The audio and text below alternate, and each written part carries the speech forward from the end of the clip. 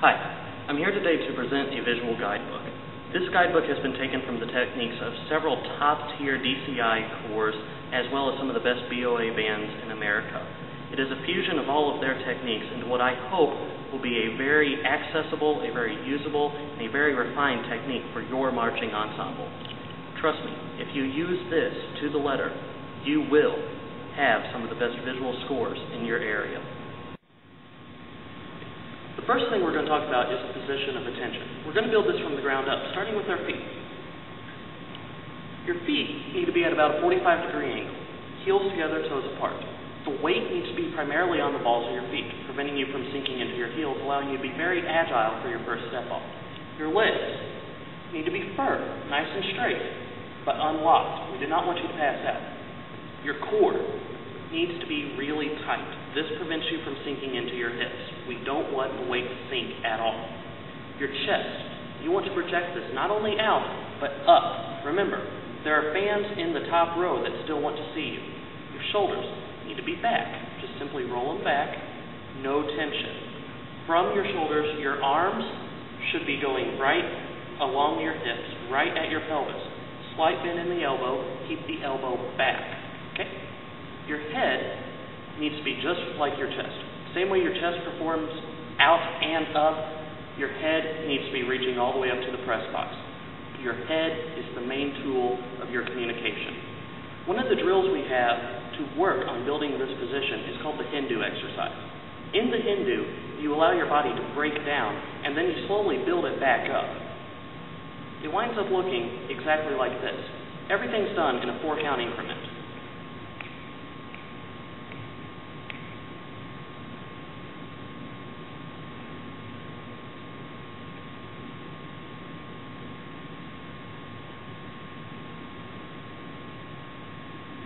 From here, your body should be completely relaxed. You want to feel absolutely no tension at all. One of the things your students are going to want to do, they're going to want to do what I'm doing right now, look up and look around. This creates unwanted tension back here and defeats the purpose of the exercise. Make sure that they're all completely hanging. From here, you're going to roll back up, building everything up 1 count at a time, all the way up and through your head. This one adds one last count on the end when you put your feet together.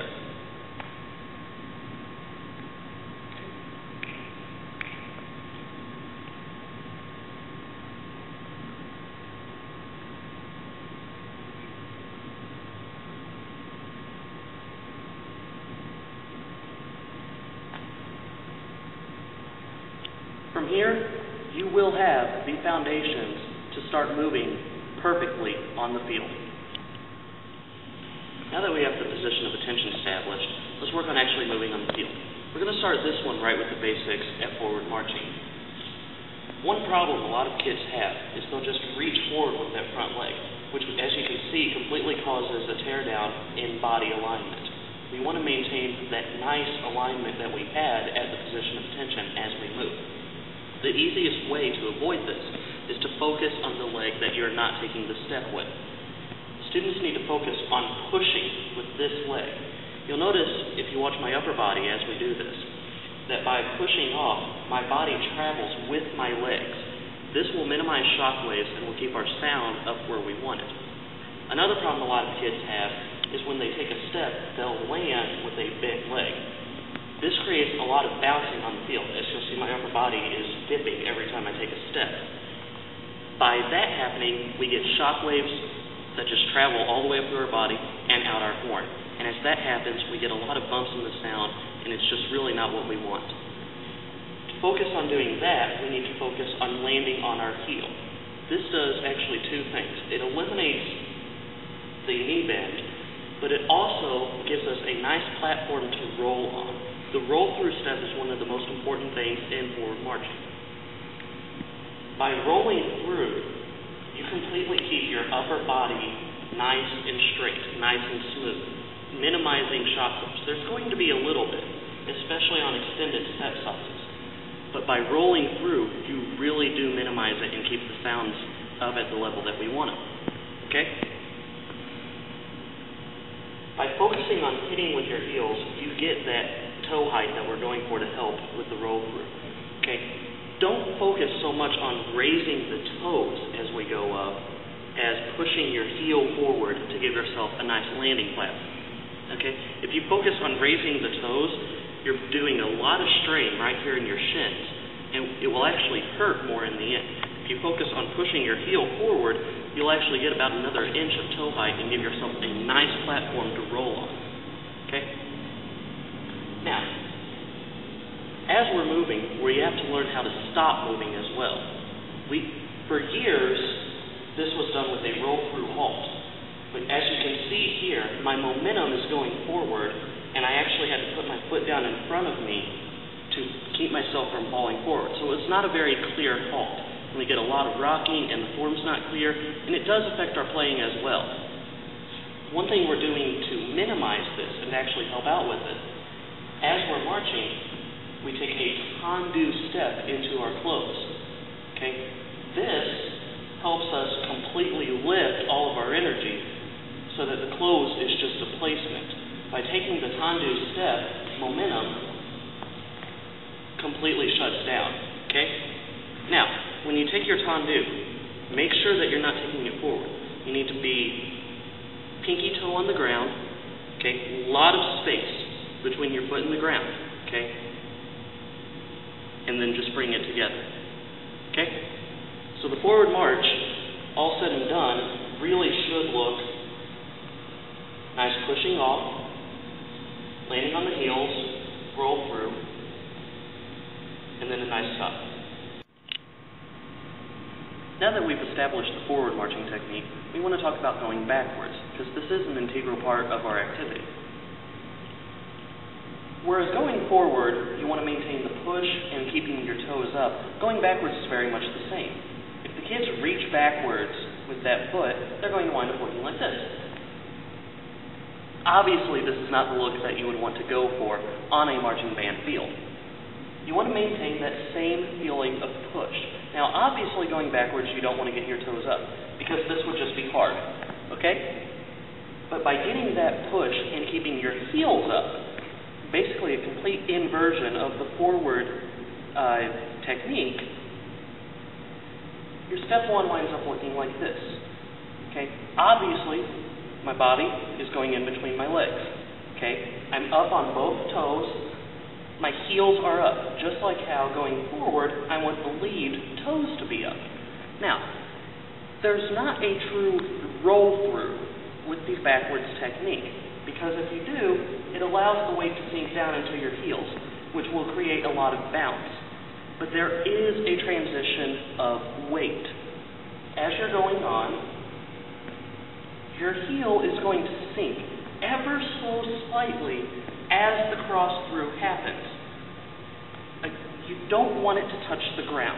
Don't let it be a true roll-through. That will create the negative shock waves. But you definitely don't want to try to stay on the same level as you're going backwards. Because if you do that, you're basically pounding your feet into the ground, and that is just going to create such negative shock waves and just such a negative atmosphere through our horn, it really defeats the purpose. So, make sure that you keep it nice, smooth, steady roll, but don't let the heels touch the ground. Now, for the halt, the biggest thing you want to avoid, you don't want students to be going backwards and be like, close. All their weight will be on their heels. They'll shrink 3 inches. You will not maintain the large, intimidating ensemble that we've been going for. So,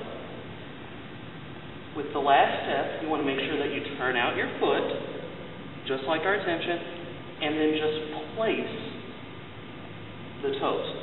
More or less, do a slow roll back to get your heels on the ground. You do not want the heels to pound into the ground. Just a nice place. If your students focus on maintaining the upward projection with their chest on every halt, they will not roll back. So, it is possible to stay large even while going backwards. Now that we fully understand how to move forwards and backwards, we need to discuss direction changes. Direction changes can be any direction. You can be going forward and have to go left, right, backwards, any direction. So, when we're going forward, the way we do this, just like our halt, we do a tendu step right before the direction change. We do this because it halts our momentum. Some ensembles like to do a roll-through prep step. But to me, this makes the form lack some clarity on its transitions, and also there's the possibility that the momentum could keep going in one direction as our form wants to go the other way. And again, it just lacks clarity. So, going forward, we take our nice tendu step. Okay? Then going from this, we can go any direction. Our momentum has been completely halted. We can take a step anywhere. Since we did do the tendu step and there's the natural roll through, we're on our toes for each of these. So our weight is still nice, elevated, lifted, everything we could ask for to be able to take a step in any other direction. It winds out just working out spectacularly.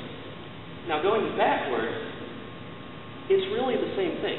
Since we're on our toes, all it is, just simply take that last step, and then you can go any direction. Since we're on our toes, we're still lifted, it's really easy. Some direction changes do require a little bit of a prep with the tendu. For instance, if I'm going diagonally to the right, and all of a sudden I need to stop and go directly to my left, I'm going to want to actually cheat a little bit with my tendu. You'll notice instead of it just being in the direction of travel, I'm having to go this way. That way, instead of my momentum being that way, my momentum's that way just a little bit.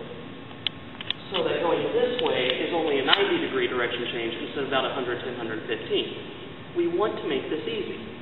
Now, obviously, since it is a tendu, everything still stays lifted. So you're not going to have the problem you would have with the roll-through of being, and having a lot of weight shift happen down here that you need to worry about.